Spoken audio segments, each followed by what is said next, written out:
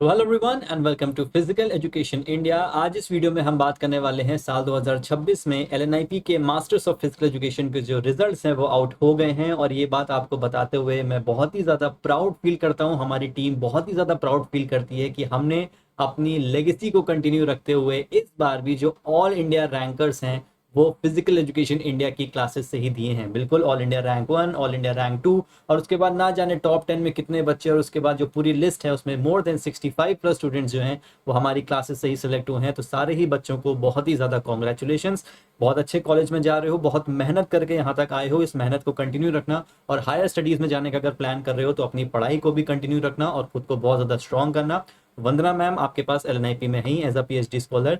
तो एडमिशन लेने के बाद 2026 में एडमिशन ले रहे हो, उसके बाद मैम से जाके मिलना, अपने कैरियर को डिस्कस करना और बहुत ही ज़्यादा स्ट्रॉन्ग कैरियर अपना डेवलप करते हुए अपनी कैरियर को और अपने प्रोग्रेस को आगे बढ़ाना। इस वीडियो में मैं फटाफट आपसे बात करने वाला हूं कि जो भी इंफॉर्मेशन एलएनआईपी की तरफ से आउट हुई है वो मैं आपको बताऊंगा। क्या डेट्स आई हैं, कैसे आपको रजिस्ट्रेशन करना है, कहाँ पे करना है, और डॉक्यूमेंट्स को लेके काफ़ी ज़्यादा स्टूडेंट्स परेशान है कि डॉक्यूमेंट्स क्या लेके जाने हैं। तो इस बार तो एलएनआईपी ने अपने जो भी डिटेल्स दी हैं, नोटिस दी हैं, उसमें डॉक्यूमेंट्स तो नहीं मेंशन किए हैं, लेकिन लास्ट ईयर की जो उनकी नोटिस थी उसमें जो डॉक्यूमेंट्स थे वो मैं आपको बता दूंगा, दिखा दूंगा मैं आपको अपनी वीडियो से, ताकि आपको समझ में आ जाए कि कौन से डॉक्यूमेंट्स आपको प्रिपेयर करने हैं। चलो फटाफट शुरू करते हैं। तो सबसे पहले जैसे आप वेबसाइट पे आओगे, मैं एक बार इसको रिफ्रेश कर देता हूँ, तो आपके सामने ही यहाँ पे जितनी भी सारी इन्फॉर्मेशन है वो सब आपके सामने खुल जाएगी। ठीक है, यहाँ पे आपका काउंसलिंग का रजिस्ट्रेशन और आपकी जो नोटिस है, जो शेड्यूल है, वो सब आ जाएगा। मैंने सब ओपन करके रखा है। तो ये देखो आपका शेड्यूल है, फटाफट मैं आपको इसको दिखा देता हूँ। जो आपकी वैकेंसीज हैं 14 तारीख को यानी कि आज ये पब्लिश हो चुकी हैं, आज आपके रिजल्ट आउट हो चुके हैं। मैं भी आपको लिस्ट भी दिखाऊंगा पूरी। पहले मैं आपको लिस्ट दिखा देता हूँ। ये जो लिस्ट है, ये जितने भी डॉक्यूमेंट्स हैं, ये सब हमने अपने ग्रुप्स पे और व्हाट्सएप पर जो हमारे चैनल है उस पर भेज दिया है। नीचे वीडियो के डिस्क्रिप्शन में व्हाट्सएप चैनल का लिंक होगा, वहां से जाके आप ज्वाइन कर लो, तो ये सारी डिटेल्स आपको मिल जाएंगी। इसमें आप ऊपर से देखोगे तो Nikhil Pawar all India rank 1 हमारी क्लासेस से, प्रद्युम्न सिंह चंडेल हमारी क्लासेस से, और टॉप 10 में बहुत सारे बच्चे इसमें हैं। महेश हो गया, इसके अलावा और भी स्टूडेंट्स हैं जो हमारी क्लासेस नहीं हैं। और इस लिस्ट को अगर आप नीचे देखते जाओगे, जहां जहां देखोगे उसमें आपको फिजिकल एजुकेशन इंडिया के स्टूडेंट्स का ही नाम दिखने वाला है। तो बिल्कुल सही चॉइस आपकी थी अगर आपने हमको ज्वाइन किया था। और अगले साल के लिए भी हम जो बैचेस हैं वो जल्दी शुरू करेंगे, उसकी इन्फॉर्मेशन भी आपको हमारे ऐप पे और हमारे व्हाट्सएप चैनल पे मिल जाएगी। बाकी चैनल को भी सब्सक्राइब कर लो, तो वहां से आपको सारी इन्फॉर्मेशन मिल जाएगी।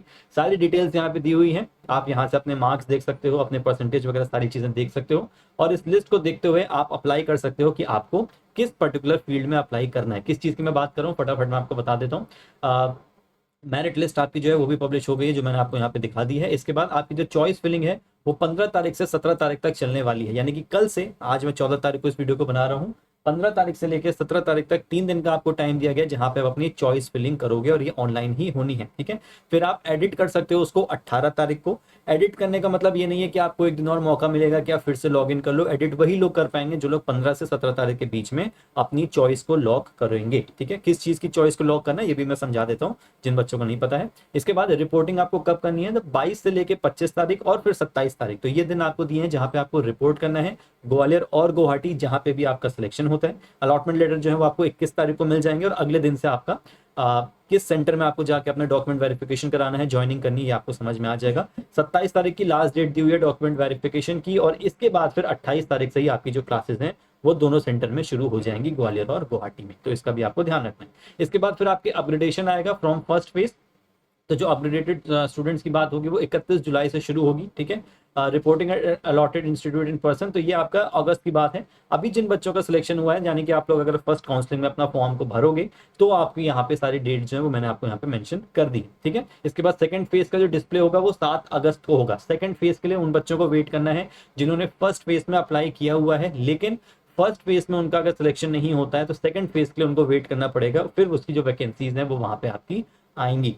किन बच्चों की वैकेंसीज आ सकती है, मानो कि फर्स्ट फेज में किसी बच्चे ने किसी डिपार्टमेंट में अप्लाई किया, उसको वहां सीट नहीं मिली, या फिर किसी वजह से वो बच्चा अप्लाई नहीं करना चाह रहा है एनआईपी में और उसकी सीट्स वेकेंट रह जाती हैं, तो फिर सेकंड फेज में वो सीट्स आपको शो होंगी, और उसके बाद फिर उन सेकंड फेज वाले स्टूडेंट्स को चांस मिलेगा कि अपनी फिलिंग, चॉइस फिलिंग वहां पे वो कर सकते हैं। ठीक है, कहाँ पे फिलिंग करनी है आपको, तो LNIP.MPOnline.gov.in ये वेबसाइट है। 600 रुपये आपकी फीस इसमें है, और अगर आप एडिट करोगे जैसे कि मैंने आपको बताया था 18 तारीख को, तो 50 रुपये आपको एडिटिंग का भी देना पड़ेगा। ठीक है, तो आप इस वेबसाइट पे जाओगे तो ये आपकी वेबसाइट है। आपने यहाँ पे अपना सारा साइन अप और सारे डॉक्यूमेंट्स आपने यहीं पे अपलोड किए होंगे पीएफटी के पहले। यहीं पे आपको अपना लॉगिन करना है, बहुत सिंपली आपको अपना चॉइस ऑफ सेंटर चूज करना है, ग्वालियर गुवाहाटी, और आपको अपना जो ब्रांच आपको चूज करनी है वो भी आपको करनी पड़ेगी। अब मैं किस चीज की बात करूं, फटाफट मैं आपको वो भी दिखा देता हूं। एक नोटिस और आई थी, वो आपको मिल जाएगी। तो ये है आपकी नोटिस, ठीक है। एक ही नोटिस और आई है जहां पे आपकी सीट्स दी हुई हैं कि यूआर कैटेगरी में आपकी 39 सीट्स हैं ग्वालियर में और 20 सीट्स हैं गुवाहाटी में। एससी एसटी में कितनी कितनी सीट्स हैं, ओबीसी में कितनी हैं, एलआईपी स्टाफ के लिए कितनी सीट्स हैं, ईडब्ल्यू पीडब्ल्यूडी की जितनी भी सीट्स यहाँ पे हैं वो सारी आपकी यहाँ मेंशन है। तो आप एक अंदाजा लगा सकते हो कि आपकी रैंक जहाँ पे आ रही है तो क्या आपका सिलेक्शन या फिर आपका जो चॉइस है वो आपको मिल सकता है। नीचे देखो आपके सब्जेक्ट स्पेशलाइजेशन दिए हुए हैं। तो जिस चीज की मैं बात कर रहा था कि आपको चॉइस फिलिंग अपनी डालनी थी, तो चॉइस फिलिंग में आप अपने सेंटर के साथ ग्वालियर या गुवाहाटी के साथ आप अपना सब्जेक्ट स्पेशलाइजेशन भी डालोगे कि आप अपनी मास्टर्स किस पर्टिकुलर ब्रांच में या फिर फील्ड में करना चाहते हो। जनरली जो बाहर के कॉलेजेस हैं जैसे बीएचयू हो गया या और भी जो कॉलेजेस हो गए, और बीएचयू के अलावा बहुत सारे कॉलेजेस और हैं जहाँ पे जनरली एक ही स्ट्रीम में आपकी जो मास्टर्स होती है वो चलती है, ठीक है, जितने की मुझे जानकारी है। अगर मैं गलत हूं तो आई एम रियली सॉरी। तो एलआईपी में ऐसे आपको बहुत सारी स्पेशलाइजेशंस मिल जाती हैं, जैसे बायोमैकेनिक्स हो गया, फिजियोलॉजी हो गया, हेल्थ साइंसेज हो गया, स्पोर्ट्स साइकोलॉजी हो गया और फिजिकल एजुकेशन पेडागोजी हो गया। तो इसको भी आपको सेलेक्ट करना है कि आप किस पर्टिकुलर ब्रांच में या फिर स्पेशलाइजेशन में अपनी मास्टर्स करना चाहते हो। अब ये किन बच्चों को कैसे अलॉट होगा तो आपको पता है कि ये भी रैंक के बेसिस पे ही होगा। जो टॉपर्स होंगे, जो रैंकर्स होंगे, उनको प्रेफरेंस दी जाएगी स्पेशलाइजेशन की। जैसे कि फॉर एग्जांपल अगर ऑल इंडिया रैंक 1 ने, जैसे निखिल पवार जो ऑल इंडिया रैंक 1 है, अगर उन्होंने स्पोर्ट्स बायोमैकेनिक्स चूज किया तो ऑब्वियस सी बात है कि सबसे पहली प्रायोरिटी उनको ही दी जाएगी और उनको स्पोर्ट्स बायोमैकेनिक्स मिल जाएगा। फिर ऐसे करते करते जितनी भी सीट्स होंगी वो उस हिसाब से मिलेगी। नीचे देखो कुछ नोट्स लिखे, मैं आपको बता देता हूँ ताकि आपको आइडिया लग जाए कि स्पेशलाइजेशन में आपको कैसे चूज करना है। सबसे पहले लिखा है in L I P Gwalior each department has maximum of 15 seats. तो देखो ये जो आपके 5 डिपार्टमेंट, सॉरी जो 6 डिपार्टमेंट यहाँ पे ग्वालियर के दिए हुए हैं, इन सब में 15-15 सीट्स हैं। तो अगर आप 15 × 6 आप करोगे तो ये 90 सीट्स आपकी हो जाएंगी जो कि एलआईपी ग्वालियर के अंदर आ रही है, ठीक है। इन केस ये तो चलो ये आप रीड कर लेना।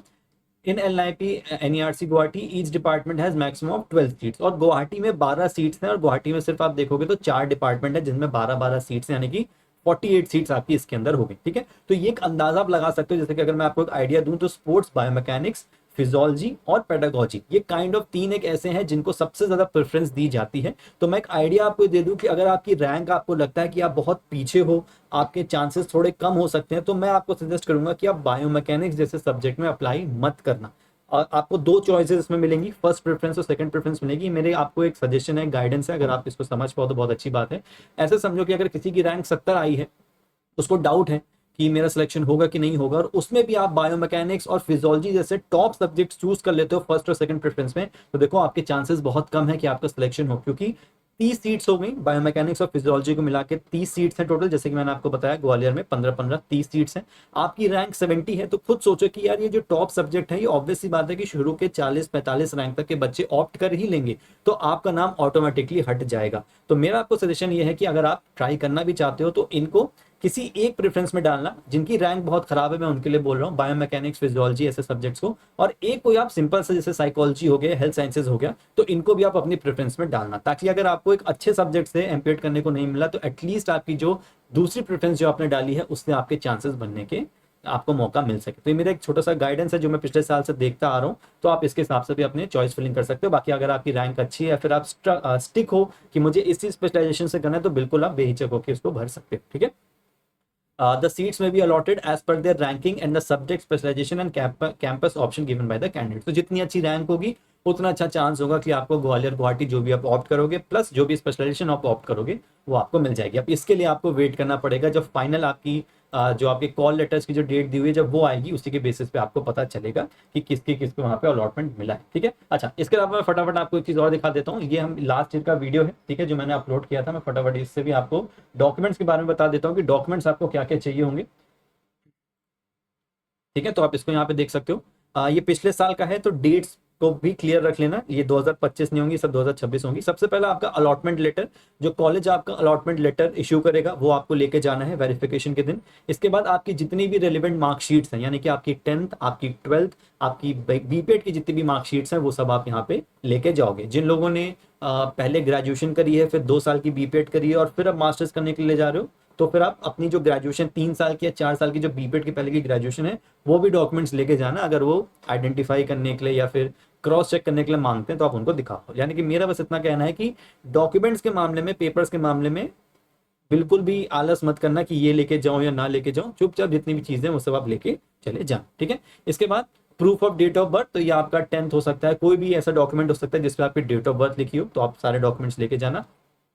Character certificate last attended study centre से आपको लेके जाना है, जिस भी कॉलेज से आपने बीपीएड किया है, यूनिवर्सिटी से बीपीएड किया है, तो उसका आप कैरेक्टर सर्टिफिकेट लेके जाओगे। उसके बाद एससी एसटी ओबीसी डब्ल्यूएस के जो सर्टिफिकेट्स हैं, जो मोस्ट प्रॉब्ली आप लोग ने सीयूईटी में अपलोड किए होंगे, जो ओरिजिनल डॉक्यूमेंट्स हैं वो आपको सारे लेके जाने हैं। और ध्यान रखना ये पिछले साल का है, इसलिए 1 अप्रैल 2025 लिखा है। इस साल के लिए जो भी डॉक्यूमेंट्स आप लेके जाओगे वो 1 अप्रैल 2026 यानी कि जो फाइनेंशियल ईयर शुरू होता है 2026 का, उसके बाद का लेके जाना। मैं फिर से बता दूं भाई, ये पिछले साल का वीडियो से मैं बता रहा हूँ, इसलिए 2025 लिखा है, अदरवाइज आपको 2026 1 अप्रैल के बाद के डॉक्यूमेंट्स बनवा के लेके जाने हैं। और ये सब आपके सेंट्रल लेवल के होने चाहिए, सेंट्रल गवर्नमेंट के होने चाहिए, क्योंकि आप एक सेंट्रल इंस्टीट्यूट में जा रहे हो, स्टेट यूनिवर्सिटी में नहीं जा रहे हो, ठीक है। इसके बाद आपका ये ओबीसी के सर्टिफिकेट्स हो गए। माइग्रेशन सर्टिफिकेट आपका चाहिए, लास्ट जिस भी यूनिवर्सिटी से आपने अपना अटेंड किया है तो उसका माइग्रेशन सर्टिफिकेट चाहिए होगा। अंडरटेकिंग चाहिए होंगी। अच्छा, अंडरटेकिंग वगैरह जो है ये सब आपके प्रोस्पेक्टस में दी हुई है, तो आप प्रोस्पेक्टस से जाके ले सकते हो, ठीक है।